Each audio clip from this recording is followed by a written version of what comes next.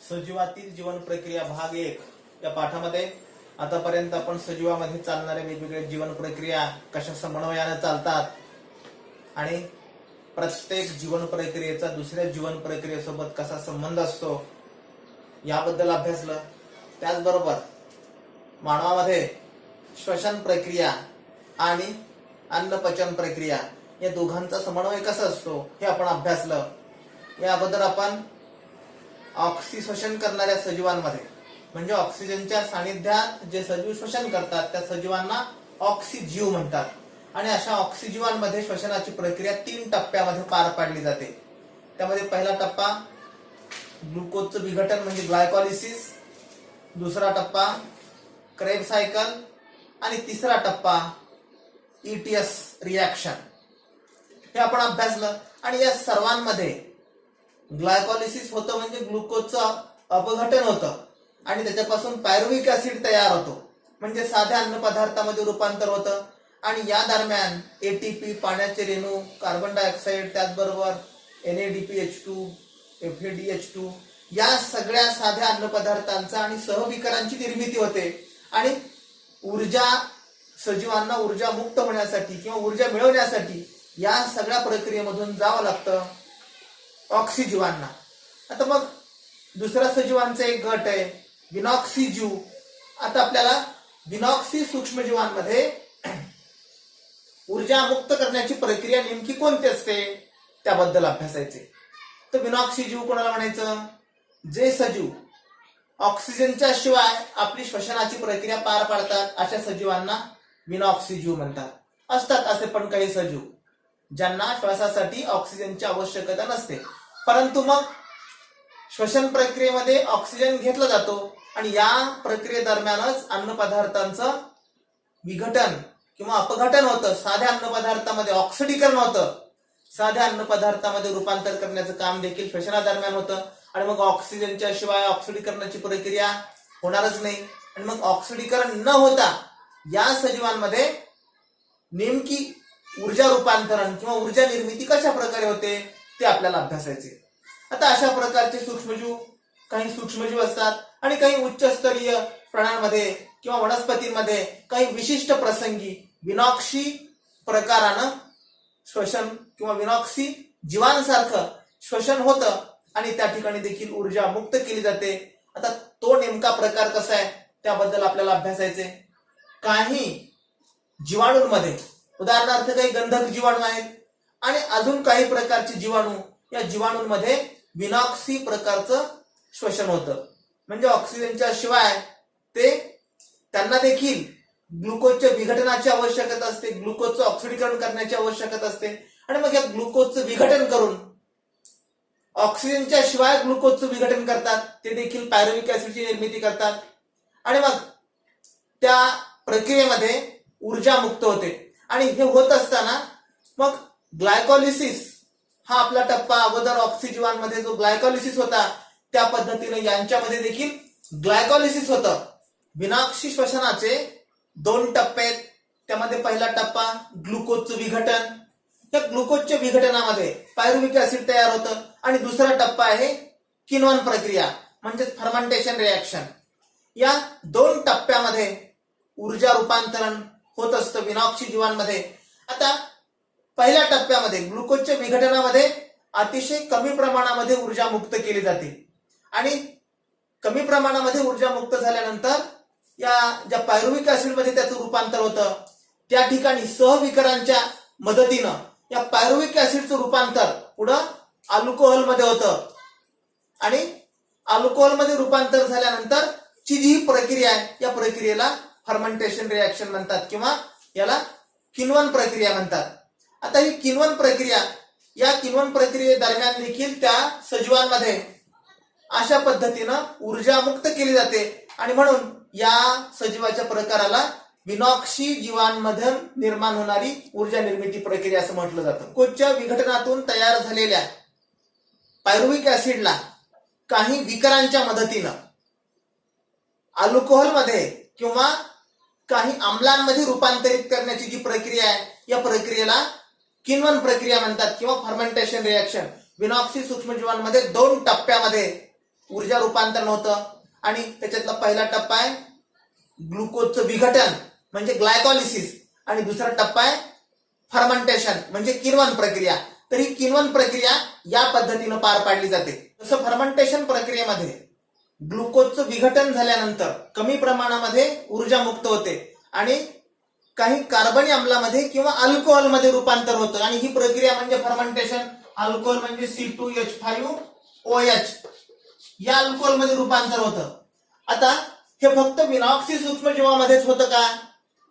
बहुतांश प्रमाणामध्ये विनॉक्सी सूक्ष्मजीवांमध्ये होतं. हे जरी बरोबर असलं तरी काही उच्चस्तरीय प्राण्यांमध्ये आणि वनस्पतींमध्ये सुद्धा अपवादात्मक परिस्थितीमध्ये विनॉक्सी प्रकाराने श्वसन होतं. आता उदाहरणार्थ कोणत्या उच्चस्तरीय वनस्पती आणि कोणत्या प्राण्यांमध्ये विनॉक्सी पद्धतीनं श्वसनाचा मार्ग निवडला जातो?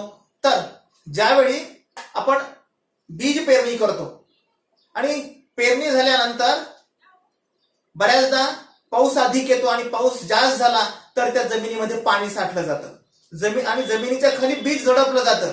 अशा वेळी बीजांकुरण होत असताना त्या वनस्पतींना मोकळा ऑक्सिजन वातावरणामधला मोकळा ऑक्सिजन उपलब्ध होत नाही आणि या परिस्थितीमध्ये ऊर्जेची कमतरता भासते. अशा अपवादात्मक परिस्थितीमध्ये काही वनस्पती पाण्याखाली जमीन दाबली गेली असल्यामुळं त्या ठिकाणी ऑक्सिजनच्या शिवाय त्या ठिकाणी श्वसन करतात.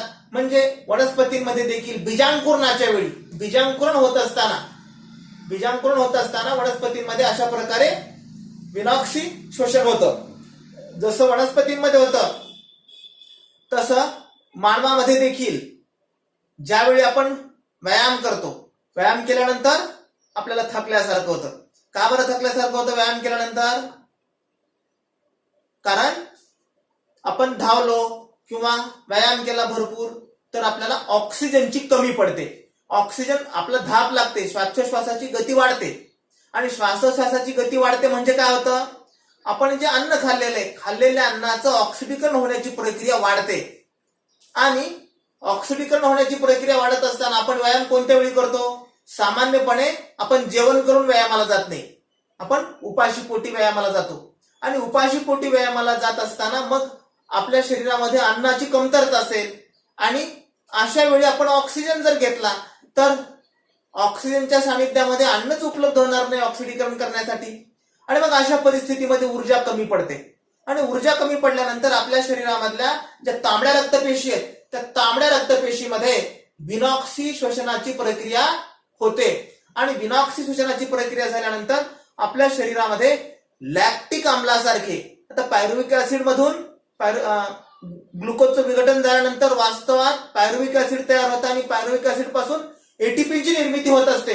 परंतु या ठिकाणी मात्र आपल्या शरीरामध्ये तांबड्या रक्तपेशीत विनॉक्सी सूक्ष्मजीवांप्रमाणे या ठिकाणी लॅक्टिक आम्लाची निर्मिती होते म्हणजे एटीपी तयार होत नाही किंवा अतिशय कमी प्रमाणामध्ये एटीपी उपलब्ध झाल्यामुळे शरीरामध्ये आपल्याला थकल्यासारखं होतं आणि हा लॅक्टिक आम्ल शरीरामध्ये तयार झाल्यामुळं आपल्याला पायामध्ये पेटके येणे किंवा थकल्यासारखं वाटणे, पटकन बसावंसं वाटणे यासारख्या परिस्थितीला आपल्याला सामोरं जावं लागतं.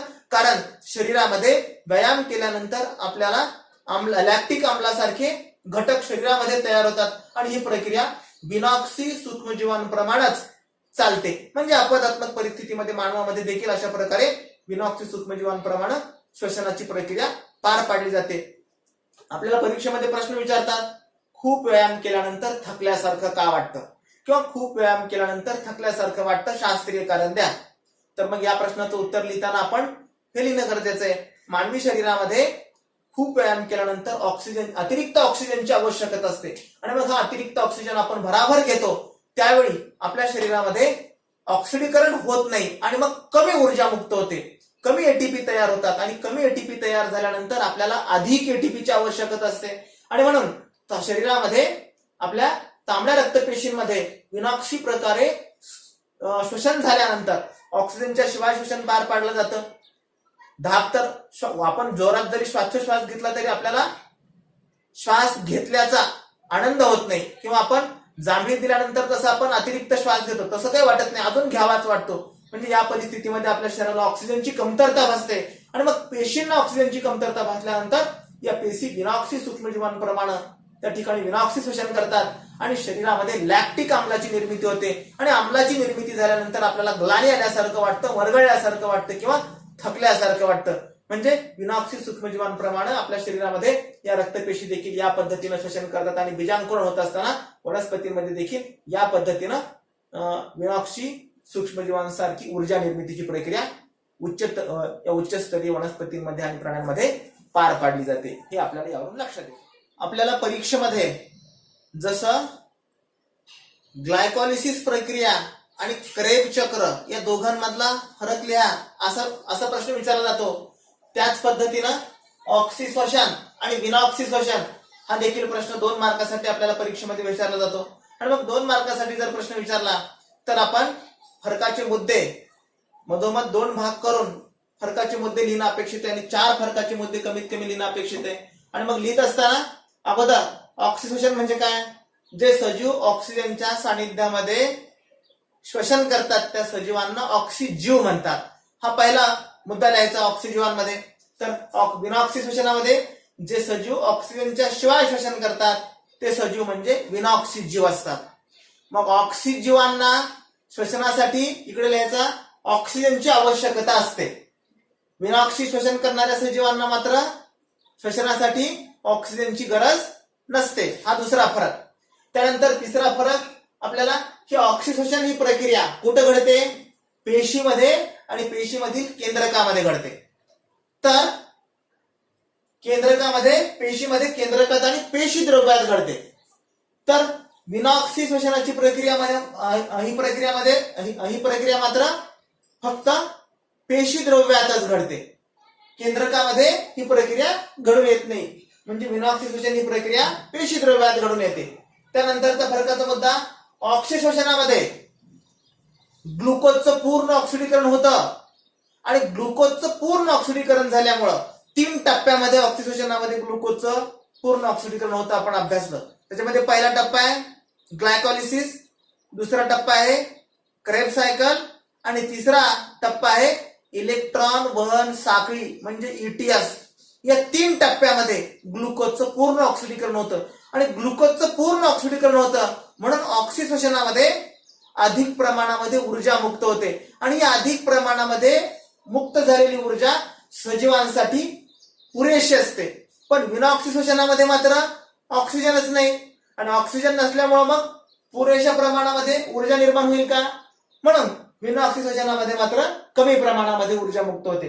त्यानंतरचा आपल्याला फरकाचा मुद्दा, आता अधिक प्रमाणामध्ये म्हणजे किती, ऑक्सिश्वसनामध्ये 38 ATP निर्माण होतात. म्हणजे ॲडेनोसिन ट्रायफॉस्फेटचे रेणू हे 38 ॲडेनोसिन ट्रायफॉस्फेटचे मॉलिक्युल्स तयार होतात.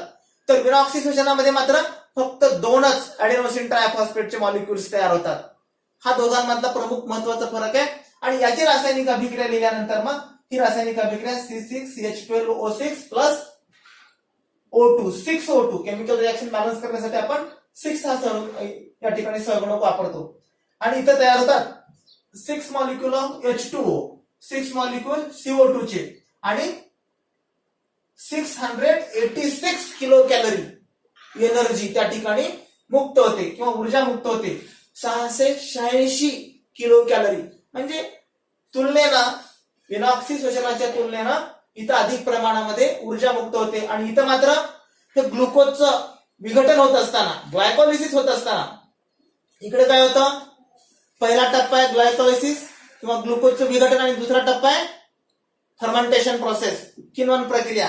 या ठिकाणी फर्मेंटेशन प्रोसेस मध्ये आम्लाची निर्मिती होते, काही आम्ल किंवा अल्कोहोलची निर्मिती होते आणि मग अल्कोहोल तयार झाला आणि 2 कार्बन डायऑक्साईडचे मॉलिक्युल आणि इथं फक्त 50 किलो कॅलरी एवढी ऊर्जा मुक्त होते. म्हणजे याच्या तुलनेनं इकडे मात्र फार कमी प्रमाणामध्ये ऊर्जा मुक्त होते. आपल्याला परीक्षेमध्ये असा देखील प्रश्न विचारतात की या ऑक्सिश्वसनामध्ये पूर्णपणे ग्लुकोजचं ऑक्सिडीकरण होण्यासाठी ऑक्सिजनची आवश्यकता असते. शास्त्रीय कारण द्या.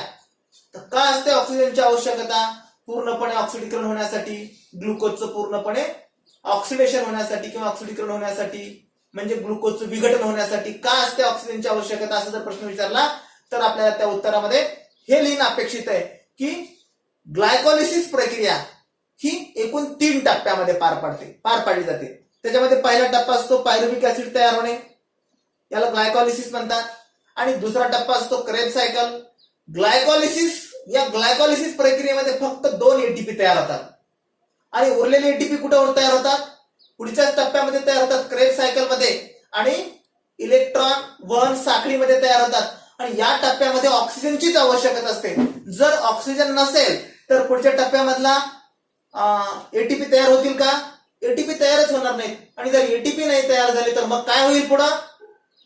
मिनॉक्सी सूक्ष्मजीवांसारखं. आणि एटीपी तयार नाही झाले, पूर्णपणे ऑक्सिजन नाही मिळाला तर मग अल्कोहोल किंवा काही कार्बनी आम्ल तयार होतील आणि इथिल अल्कोहोल सारखे पदार्थ तयार होतील आणि मग होणार नाही. आणि म्हणून पूर्णपणे ऑक्सिडीकरण होण्यासाठी या ऑक्सिशोषणामध्ये ऑक्सिजनची आवश्यकता असते. म्हणजे प्रश्न खेळाडूंना थकल्यानंतर अशा प्रकारे ते आपल्याला व्यायाम केल्यानंतर थकवा येतो असा जरी प्रश्न विचारला तरी आपल्याला उत्तर याच्याशी संबंधित लिहावं लागेल. आणि दुसऱ्या पद्धतीने असा प्रश्न विचारला तरी उत्तर आपल्याला असं लिहावं लागेल. परीक्षेमध्ये या दृष्टीने प्रश्न विचारले जातात. या पद्धतीने आपण अभ्यास करणं अपेक्षित आहे.